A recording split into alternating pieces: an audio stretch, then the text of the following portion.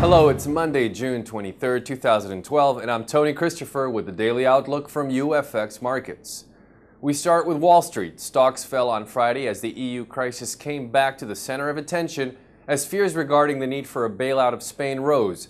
The debt fears overshadowed better than expected earnings reported by General Electric and Google. The Dow Jones declined by 0.93%, Nasdaq by 1.37%, and the S&P 500 dropped by 1.01%.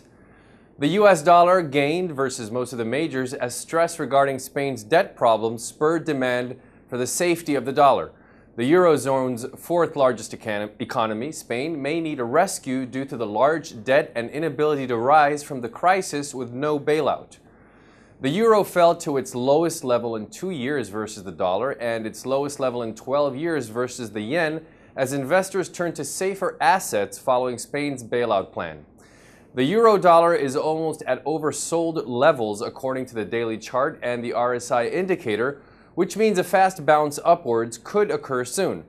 Today, consumer confidence is expected unchanged with minus 20. British pound now, the cable finished lower versus a dollar as the economy continues showing signs of a slowdown. Technically, the pound dollar wasn't able to cross above the strong resistance at 1.5740 and is currently heading downwards towards the 1.5450 support level. Turning to the Canadian dollar now, the commodity-linked Canadian dollar declined versus the greenback as crude prices declined and risk aversion rose. The pair wasn't able to remain below the 1.01 level and is currently heading upwards to the 1.03 again.